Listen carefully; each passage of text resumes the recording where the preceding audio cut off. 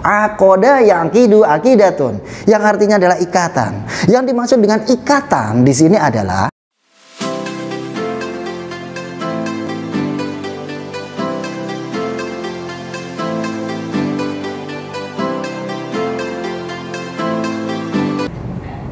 Assalamualaikum warahmatullahi wabarakatuh.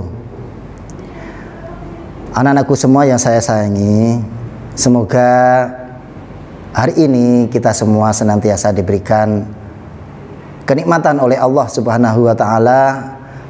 Utamanya adalah kenikmatan sehat walafiat. Amin, amin ya rabbal alamin.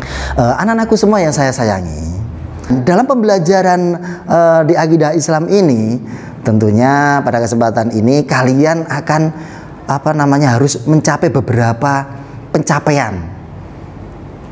Apa itu? Yaitu tujuan pembelajaran pada pembelajaran kali ini. Tujuan pembelajaran kita yang pertama, memahami dan menjelaskan dalil dasar dari akidah Islam itu sendiri. Yang kedua adalah menyajikan fakta atau fenomena kebenaran akidah Islam.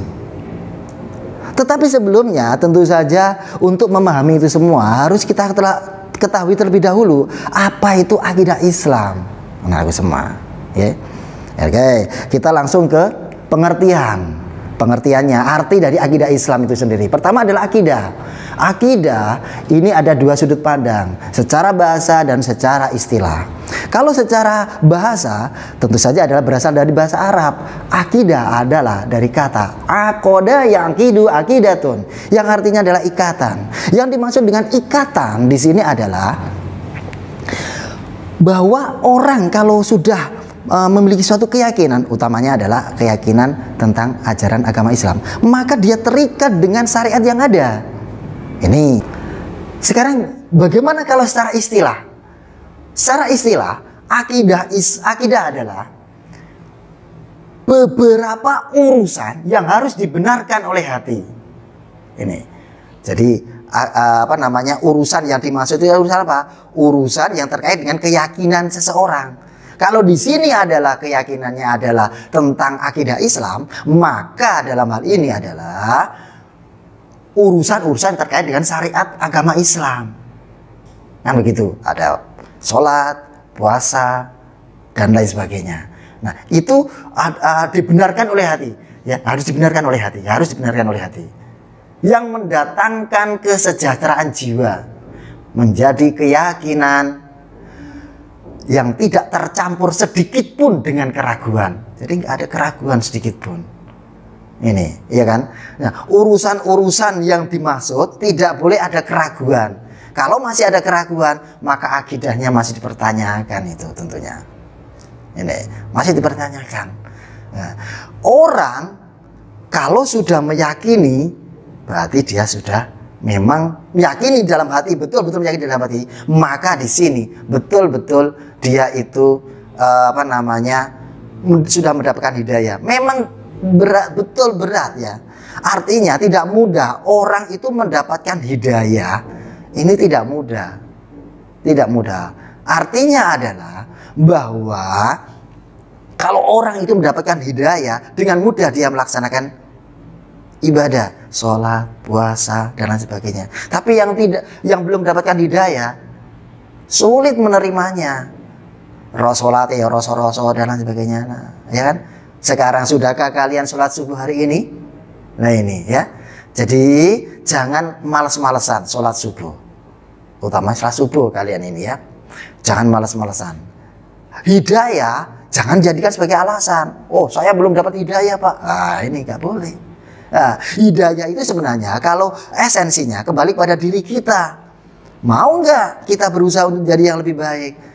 Kalau kita memang ada usaha, maka hidayah akan datang. Oke, itu yang terkait dengan masalah akidah.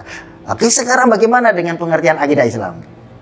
Nah, akidah Islam itu adalah dasar-dasar pokok keyakinan setiap orang yang mengaku bahwa dirinya adalah beragama Islam. Ya, jadi dasar-dasar pokok yang dimaksud di sini tentunya adalah dasar-dasar dari rukun iman itu sendiri. iman kepada Allah. Kalau memang sudah yakin, maka dipraktekkan dengan melakukan rukun-rukun Islam. Ada sholat, puasa, dan lain sebagainya. Di situ. Ini terkait dengan masalah akidah Islam. Ya. Kemudian dilanjutkan dasarnya bersumber dari ajaran Islam. Maka dalam hal ini dasarnya adalah Al-Quran dan hadis. Al-Quran sebagai dasar yang pertama, hadis sebagai dasar yang kedua. Dasar yang kedua mengapa? Karena fungsi atau kedudukan dari hadis ini menjelaskan. Ya, bisa dilihat. Dasarnya ada dua tadi. Menjelaskan apa yang belum rinci, apa yang belum jabarkan, belum lengkap dalam Al-Quran. Karena Al-Quran itu banyak sekali yang sifatnya masih global, masih umum. Maka perlu ada penjabaran, perincian, penafsiran. Begitu. Itulah yang dimaksud dengan mengapa hadis sebagai dasar yang kedua. Oke, sekarang kita lanjutkan kepada masalah bukti. Kita cari fakta atau bukti kebenaran akidah Islam. Ya, bukti dari fakta adanya kebenaran akidah Islam. Pak Imran ambil contoh dari surat Yunus, ya, ayat 92 di sini. Mengapa Pak Imran ambil dari surat Yunus ayat 92? Ini ada suatu penjelasan bahwa dalam surat Yunus ayat 92 itu dijelaskan tentang gambaran atau adanya penjelasan tentang mumi Raja Fir'aun. Dalam Al-Quran sudah dijelaskan mumi, keberadaan Raja Fir'aun. Seluruh manusia di bumi waktu itu belum ada yang tahu. Rasulullah pun belum tahu. Rasulullah nggak tahu, tapi Al-Quran sudah tahu. Ini membuktikan bahwa dalam Al-Quran itu sudah mengetahui adanya mumi Raja Fir'aun. Dan ini jelas berarti menunjukkan fakta kalau itu benar. Dan memang kenyataannya benar. Di beberapa tahun kemudian, sekitar tahun 1898, ditemukanlah mumi Raja Fir'aun oleh para peneliti dari Eropa. Terbukti bahwa akidah Islam itu memang benar adanya. Karena Al-Quran sebagai dasarnya, maka tentu saja akidah Islam itu benar. Oke, itulah pembelajaran kali ini.